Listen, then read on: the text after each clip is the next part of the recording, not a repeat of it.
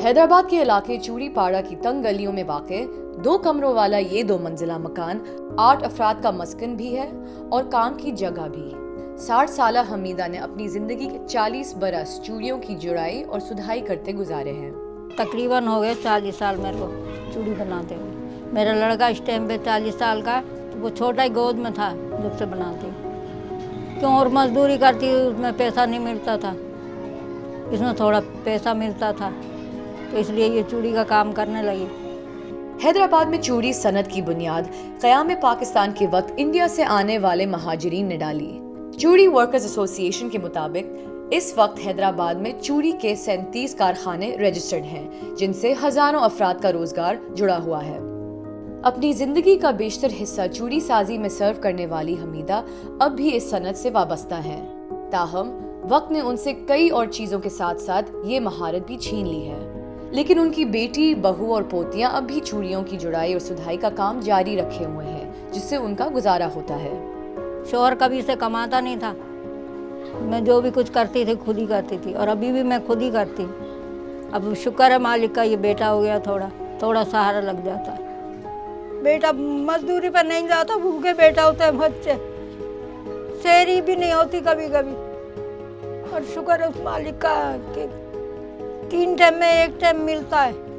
एक रिपोर्ट के मुताबिक पाकिस्तान में 71.7% काम गैर रस्मी मईशत में शुमार होते हैं, जो कि मुल्क की GDP का 56% हिस्सा बनता है, जिसका सालाना तखमीना 180 अरब डॉलर बनता है। वाज़ेह रहे कि चूड़ी की घरेलू सनत गैर रस्मी मईशत में शामिल कामों में सरे फहरिस्त है।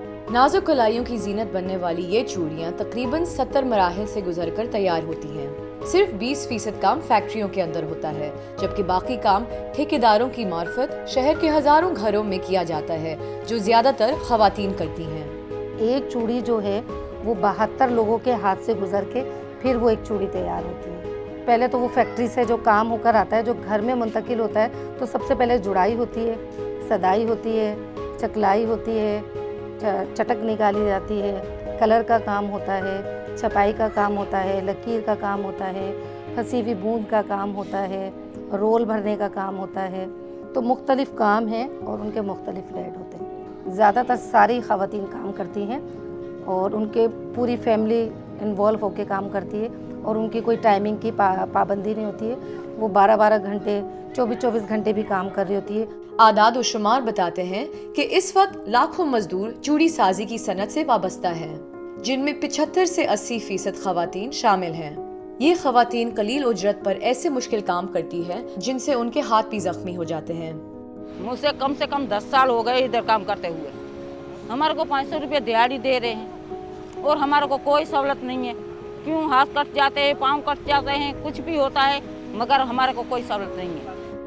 इसके अलावा ज्यादातर वक्त आग के सामने बगैर दस्ताने वाले हाथों से शीशे और केमिकल्स का काम करने के बायस इनकी सेहत को कई खतरात लाहक हो जाते हैं, जिनमें गुर्दे की पथरी, आंख और जिल्द की बीमारी, सांस की तकलीफ, हेपेटाइटिस, विटामिन A, B और C की कमी काबिल जिक्र है।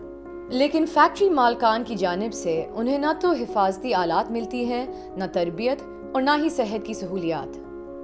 पहले गुर्दे में तकलीफ हुई थी, फिर भाई ये दम वम करवाया, कुछ दवाइयाँ खाई, अल्लाह का शुक्र है वो दर्द नहीं है, मगर आँखों से नज़र नहीं आता अब मेरे को, तो काम नहीं कर पाती। दूसरा पैर हाथों में दर्द होता है, जुड़ाई से उठती हूँ यहाँ सीने में दर्द होता है, 1-1 हफ्ते नींद नहीं आती है मेरे को।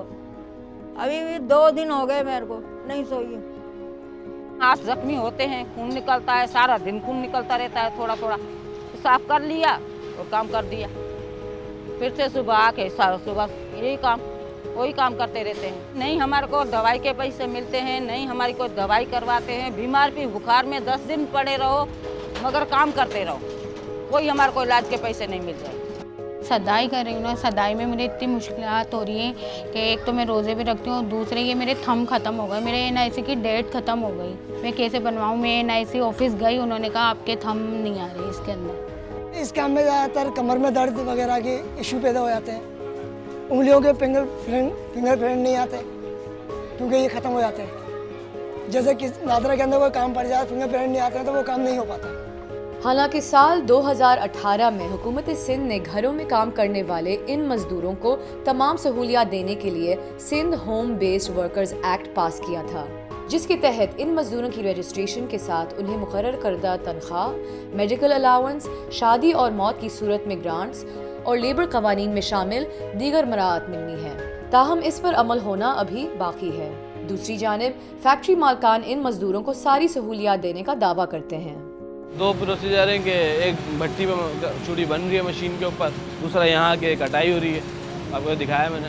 दो प्रोसीजर हैं। उसके बाद यहाँ से ठेकेदार उठा के लेके चले जाता है, ठेकेदार माल ले जाता है, वो वहाँ सदाई कराएगा, जुड़ाई कराएगा घरों में, उसके बाद ले आके वो मार्केट में शहर में छोड़ देगा। 8-8 घंटे की 3 शिफ्टें लगती हैं। एक शिफ्ट में ज़्यादा नहीं, तकरीबन 4 कारीगर, एक फॉरमैन, एक हेल्पर, 6 बंदे जो चला लेते हैं। मेडिकल में बॉक्स मेरे पास है, मेडिकल जो भी इनके कोई भी एक्सपायर्ड कोई मसला हो जाता है तो मैं हैंडल करता हूँ, मैं लेके जाता हूँ मैनेजर के साथ, भेज दिया डॉक्टर के यहाँ, जो भी इनके प्रॉब्लम होते हैं वो सॉल्व करता हूँ। चूड़ी सनत को जिंदगी देने वाली हमीदा बानो अगले महीने अपनी बेटी की शादी करवाने के लिए घर के 2 कमरों में से एक बेच रही हैं। अब ये 8 अफराद ऊपर वाले कमरे में रहेंगे।